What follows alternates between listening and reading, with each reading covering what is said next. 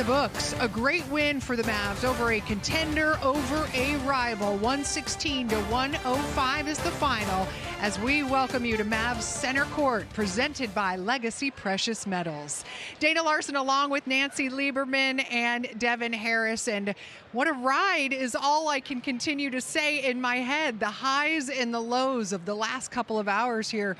Devin, it's a lot to process. What do you have? Well, let's start with the highs. Yes. Okay. Perfect start by Anthony Davis. I mean, you couldn't get off to a better start. I feel like this first 5 minutes, we saw the full arsenal of what he can bring, offensively, defensively, the energy.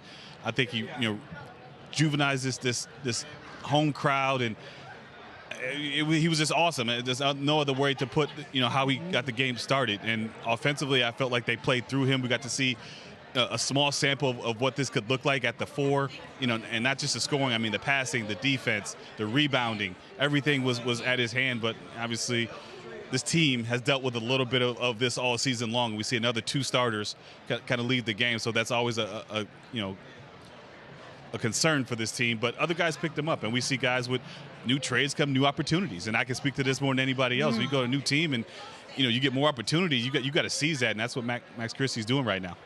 Yeah, there's been so many great things about this game. So let me start with this.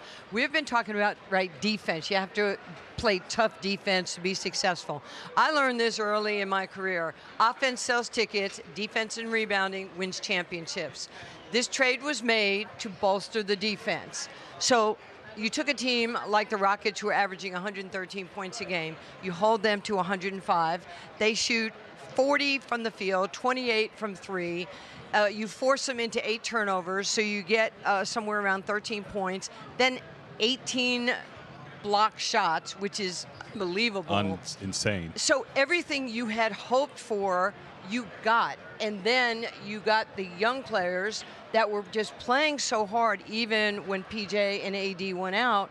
And again, in the second half, the battle was defensively, and this Mavericks team, with the young players like Christie, with what Kyrie Irving did in the second half, he understood, that he had to carry some of the load. Everybody added something to this win, but it stopped and started. AD started it with defense, and it was ended with defense with all 5 on the floor. And I'd like to relive the way this game started, because obviously there's been so much emotion this week and so much of it building into the moment here that he would step onto the floor in a Mavs uniform for the first time. And here's what he gives you after that. What a reward. 26 points, the second most in a Mavs debut.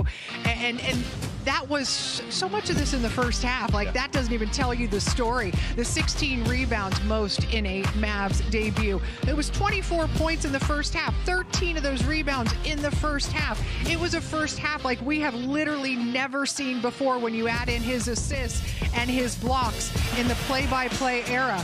And it just had this place on its feet, electrified, and he was just loving it and living it and giving it right back to the fans as well. Yeah, you said it. He's spoken into existence. He's going to give these fans something to cheer about. He did that in the first half with the way he started this game. Like I said, just a full arsenal of what he's able to do on the floor. And the first 5 minutes were dynamic. I think it carried over to everybody in that first half and really got this place jumping from the start. And that's the kind of, when you want to come into a new situation, that's how you announce yourself. And he announced himself to the fans as of that first time out too. So you got to give kudos to going to the press conference, explaining and understanding what he needs to do and going out there and delivering, especially in that first half.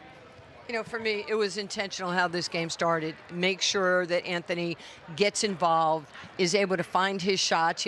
Again, for me, he's a 5-tool player. He can shoot from 3. He can put it on the floor. He can pass. He can defend. There's nothing that he cannot do. He goes out of the game, and then, guys like Max Christie has 13 points in the second half. And then Kyrie has 11 points in the second half.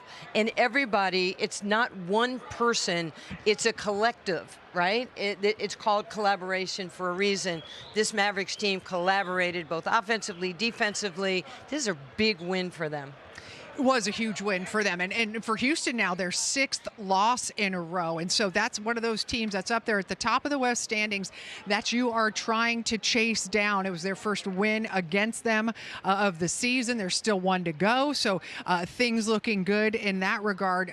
Monumental times right now for this Mavs team to regain some control of where they are heading into the All-Star break. And Anthony Davis, don't know obviously anything about his health at this point, but to see what he brings on the defensive end and to see the tenacity with which he plays when he is crashing the boards or altering shots or blocking shots, to see it in person night in and night out is going to be something special. Yeah, we talked about it in the pregame, his ability to guard the yard one-on-one, and I think a big difference you're going to see is on the weak side. So when he's playing for, and they're got the pick and roll involved with the 5 guy, he's on the weak side, so you got another shot blocker that can clean up in case you make a mistake on the weak side in the pick and roll. So see a lot of fear there of guys, where there was easy layups, where that's no longer the case. And from a rebounding standpoint, he's controlling the boards, and you got Gaff freeing up for shot blocks as well. 18 shot blocks is for a team is insane. I mean, we were happy about, I think, 8 or 9 early in the season, but you can get to 20 blocks in a game.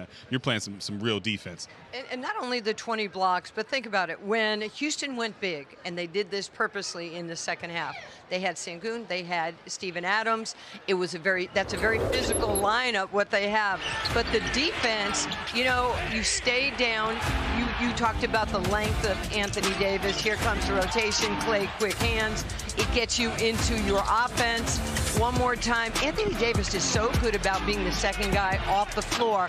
For a shot blocker, that is the key. Never be the first guy up. Look at the quick hands right here. But what I loved in the second half, Gafford doesn't get enough credit for just being a dog on defense and playing. Anthony started it, and in the second half, think about this. Najee played against Steven Adams and Sengun.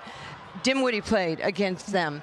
Gafford did that. Everybody played their role to the best of their ability. So we're learning about this team. We're learning how versatile they are, and anybody can step in at any position. So I guess it is a positionless team. Well, that's how they've been built, and the depth is one of those strengths of this team that they've had to rely on because they've just simply never all been able to play and stay healthy. So next guy up has been the mentality they've had to continue to embrace all year long.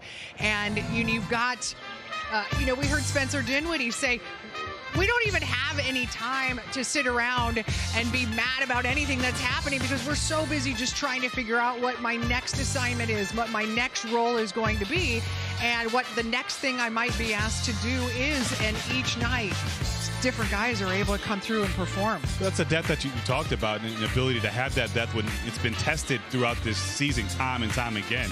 You got guys that come off the bench and give you maximum effort and pick up, where AD kind of left off. I mean, we saw, the lead dwindle really quickly in that third quarter, and they could have let go. They could have let that overtake them, but no, they stuck to it. They stuck to the game plan, and guys played their role. And obviously with AD going out, there's more opportunity out there, and guys are taking advantage of that. Max Christie, I thought he was great, making big shots, and PJ Washington, he goes down, other guys step up, but this guy's continued to play well and understanding that he's going to be dependent on night in and night out. He's not just a thrown into this trade. He's a young guy that understands how to play. He's played in big games. He's played with superstars, and now he's learning how to make big shots, and he's going to have these opportunities because, with these guys out, Kai's going to see more attention, and on the weak side, there's going to be open shots to take, and he's taking them with confidence, and he's enjoying the moment. He's having fun with it, and he's about to turn 22. This is the best time of his life right now, and he's, he's like, hey, this is my first home game. I'm just going to keep this thing rolling.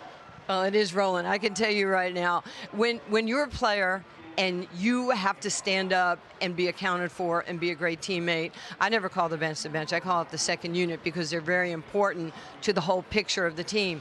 But then when you're making these trades and you're looking how to make your team better, there's a lot of responsibility that comes with it. There's a lot of second guessing that comes with it, but you have to be strong. Sometimes it's lonely being strong in your decisions that you make as a parent, as a GM, as an owner. It happens in sports. But clearly,